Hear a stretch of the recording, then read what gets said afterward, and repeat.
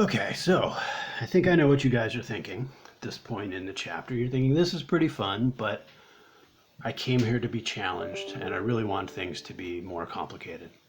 Um, and things do get a little more complicated when we consider something called the Van Hoff factor.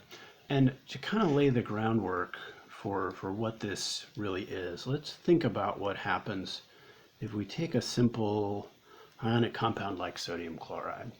Now we know sodium chloride is water soluble. If you add sodium chloride to water, it is primarily going to break apart into its constituent ions. It's going to break into sodium cations, chloride anions. Now, what we said about colligative properties was that it's dependent on how many particles of solute there are and how many particles of solvent there are. Well, if our solute is breaking up into two particles, then that's twice as many particles as our concentration is calculating. Right? And this is the basis for what is called the Van Hoff factor. Van Hoff factor is abbreviated with a lowercase I, and it relates essentially how many particles are produced when a particular material dissolves in a solution. So in a lot of cases, the Van Hoff factor would be 1 because you drop that material into water, something like sugar, and it dissolves, but it stays in the same form. Whereas an ionic compound like sodium chloride might break apart into different pieces. So the way we can calculate the Van Hoff factor is by taking the observed property. So let's call it, let's say property, the observed property. So this could be, right, it could be the vapor pressure that's observed for the solution. It could be the freezing point of pressure. It could be the boiling point elevation. It could be the osmotic pressure. Whatever we actually observe for the solution is going to be based on how many particles are present. If we compare that to the calculated value of that property, right, which would be kind of a theoretical value, right, that's what we would calculate based on our measure of concentration, our molality or our molarity or our mole fraction. That's not going to account for how many pieces there are. So in the case of sodium chloride, right, the observed property that we're measuring would usually be about 2 times larger than what we would calculate based on, say, the molarity or the molality of that solution. So we would say the Van Hoff factor equals 2. That tells us that sodium chloride is basically breaking up into 2 pieces when we drop it into solution. Okay, so let's look at this in terms of how we can use it in a calculation. So we're given the osmotic pressure of a 0.01 molar solution of calcium chloride, so there's our concentration, is 0.674 atmospheres. Now, right there, that's observed. That's what we see the osmotic pressure is, right? And we're given the temperature there as well. We want to calculate what the Van Hoff factor is. So we said, so part A here, we said Van Hoff factor is going to be the observed over the calculated. We've got the observed, it's 0.674 atmospheres.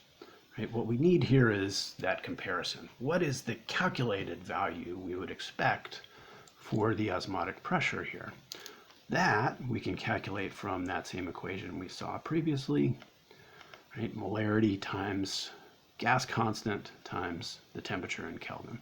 So if the solution is 0.010 molar, we multiply by 0.0821 liter atmospheres per Kelvin mole, and multiply that by the temperature. So 25 Celsius would be 298 Kelvin. That will tell us, what we might expect this osmotic pressure to be if the solute is remaining just as one piece. So 0.01 times 0.0821 times 298. The observed, not the observed, the calculated osmotic pressure is 0.2447 atmospheres. Okay, so it is quite a bit smaller than the one that was observed. So if I take the observed and I divide by the calculated, that will be the Van Hoff factor for this particular material. So 0.674 divided by 0.2447, and our Van Hoff factor here is 2.75. Now, the physical meaning of the Van Hoff factor is that whenever we put one formula of calcium chloride into solution, it's breaking up into 2.75 pieces. Right? Now you might wonder, how can we get a fraction of a piece when this goes into solution? What this really reflects is that there's still an attraction between the calcium and the chlorine. So we go into aqueous solution, you get a calcium plus 2 cation, you get 2 chloride anions. Well, there's still an attraction between the calcium and the chlorine. So we don't see a Van Hoff value of exactly 3. If we see it higher than 2, that's a good indication that the material we're talking about can break into 3 pieces, even though there may still be some residual attraction between those pieces in solution. Right? And the same is true for sodium chloride. We wouldn't expect it to be exactly 2. We might expect it to approach 2 if the solution was fairly dilute, where the cation and the anion are kind of unlikely to interact with each other. And that kind of leads into part B here for this question, is how would you expect the value to change as the concentration goes up? So if the concentration of the solution goes up, there would be more calcium cations and more chloride anions in the solution. They'd be more likely to be close together, so they'd be more likely to act as one piece. If the calcium and the chloride are kind of stuck to each other based on that attraction between their opposite charges, they're behaving like one particle instead of like 2 particles. So as the concentration goes up, you'd expect the Van Hoff factor to go down. And of course the opposite is true as well. As the concentration of the solution goes down, the cations and anions become even more spread apart. They're less likely to interact with each other. They're more likely to behave as separate particles. So the Van Hoff factor would go up. And as it goes up in this case, we might expect it to approach 3. Right? We wouldn't expect it to go above 3 here because there's not really a way to anticipate getting a 4th particle out of that particular solution. Okay, one other thing here that's new material for the chapter. There are some more pages here that are some practice problems we'll work on. But one other thing that I wanted to mention here in this project, in this chapter, is a material called a colloid, or a colloidal dispersion. So we've kind of been talking about solutions, like that's what happens when you mix things together, and it's really more complicated than that. If a solute and a solvent mix together, we can have a solution if it's homogeneous. You can have a suspension, which would be 2 materials of different phases that are mixed together. This is kind of like muddy water. If the particles of mud or silt in the water are very small, then they will stay suspended for a long time. Now, a suspension, though, will eventually settle. A colloid, though, is 2 different substances that are mixed together. So one substance is dispersed through a second substance.